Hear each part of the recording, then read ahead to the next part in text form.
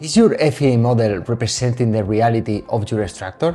Most of the times when we are working with beam elements, and in this particular case using SolidWorks Simulation, we used to trust that the software has correctly set up every connection in our beam model. But there is one setting hidden that can completely change your structural results, because maybe the default configuration is not always representing your real structure. In previous video we were reviewing how to manage with all the results we can obtain related to beam elements. Today we are going to review the other important point, the connection between our beam elements.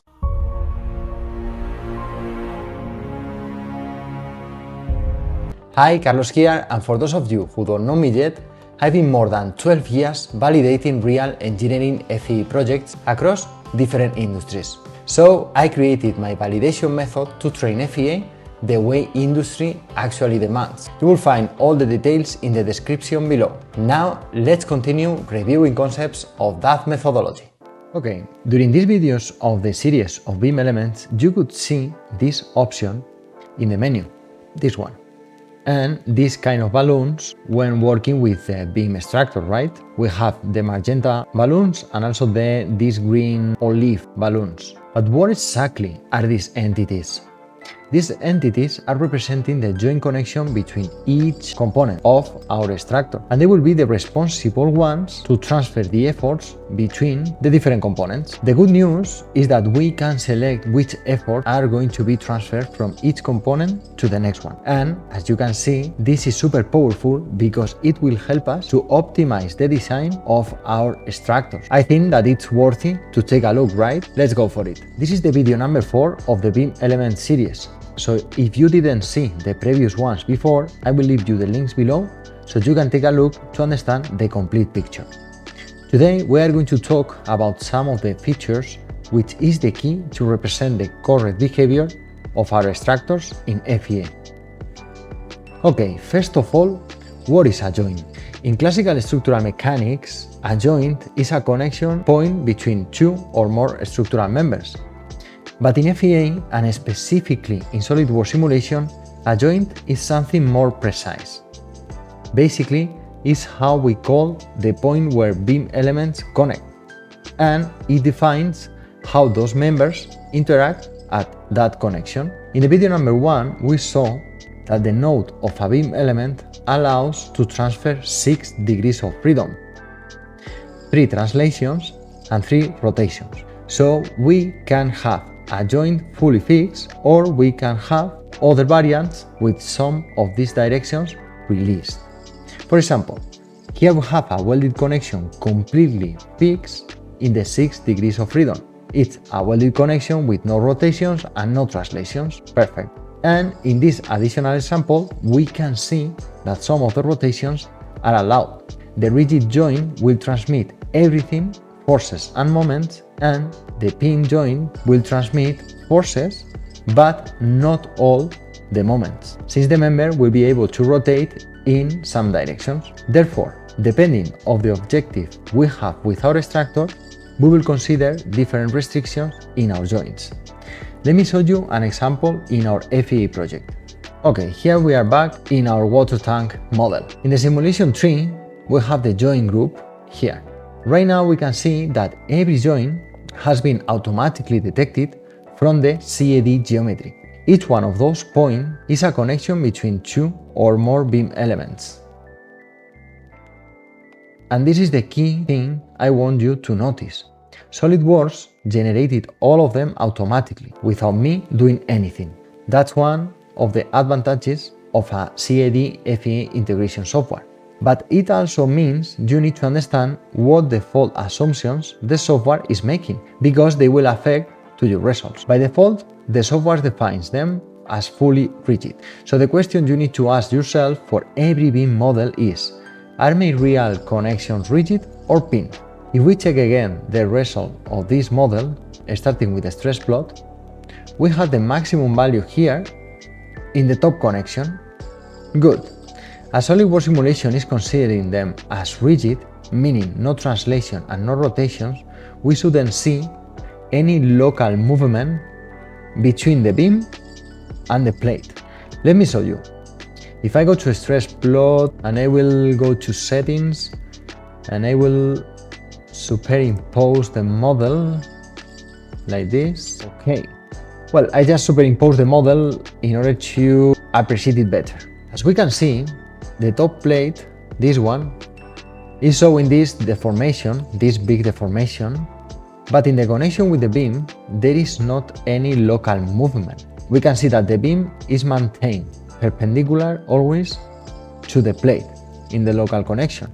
We can see just the global movement of the entire structure, right?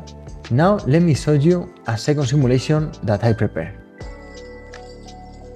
Okay, what I did here is just to release the 3 rotations of these top 4 joints, which are connecting the top of the structure with the top plate. And this means that if we don't restrict the rotations, these joints are not going to transfer moments, right? Let's take a look at the results. Starting again with the stress plot, looking the maximum value, it's a bit higher than in the previous simulation, right? Before moving to check the efforts, let's do a comparison between the 2 models. I'm going to compare the stress and displacement values. I go to results and compare results. Okay, here we have them. We can see on the left the previous model and on the right the new one with the rotation release. If we start with the displacement, as we were expecting, the displacement in the top plate has increased, right? From 1.61 mm to 2.14 mm. Yeah, at the end we are allowing more freedom of the movement. Okay, but regarding to the stresses, we also can see that the peak has also increased. So the value now is higher. It's higher, but it's located in the plate. But if you remember, in video number 1, the solid model was telling us that the higher stress value was happening in the pillar and not in the plate. So here, with this little change in the connection, let's see how different are the values of the stress in the top of the pillar. So let's compare the stress max. I will exit from here just to make it more visual for you. I will compare the stress max, results, compare results. Okay, here we have them. On the top, we have the reference model, and in the bottom, we have the new one with the rotations release. What we can see in the reference model is that the maximum value is located exactly in the last element of the beam. But if we check the model number 2, that peak disappears, right? Now the maximum value is moved towards the bottom where the diagonals are connected. In addition, we can go further and we can check how the stress is reduced in the same element, because here we have 68 megapascals of stress. So let's see what we have in the new model. If I go to the stress mark, go to proof tool, and then I will select this element, and we have a value of around 25 megapascals. Exactly. The value reduced drastically if we compare with the previous model. If you like the content of this video, I will really appreciate you a like, and don't forget to subscribe so you don't miss any of the next videos coming.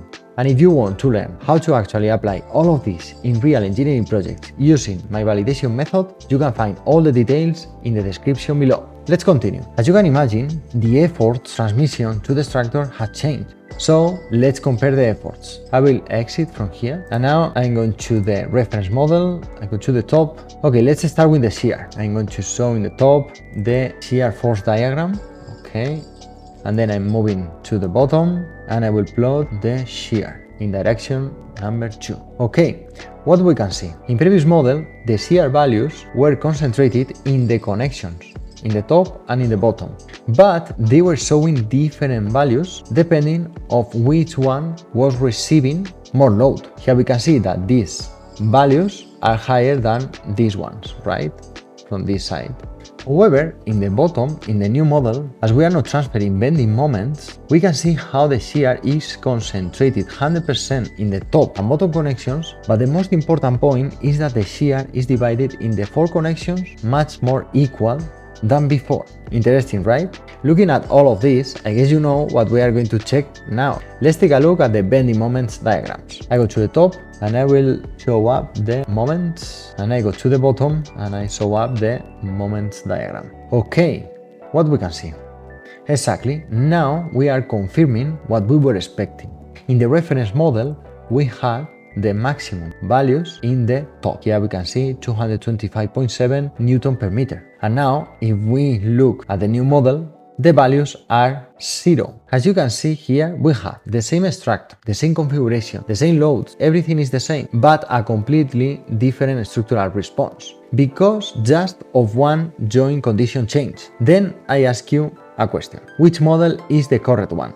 I think that's clear, right? There is not a correct model. It will depend always of what you want to simulate. This is why understanding joints is not optional. It's fundamental. I don't know about you, but I think that this is super interesting when we are working on structural design. Let me know in the comments what you think. Okay, one more important point. Here I want to mention that we just saw an example of releasing the 3 rotations of the top joints.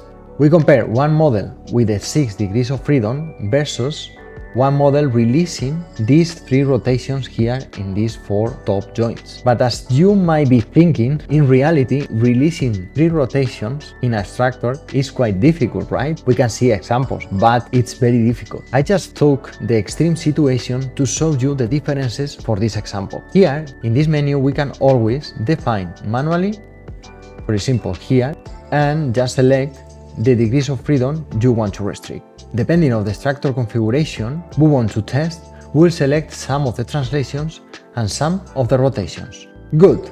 And this is the power of joints in SolidWorks Simulation.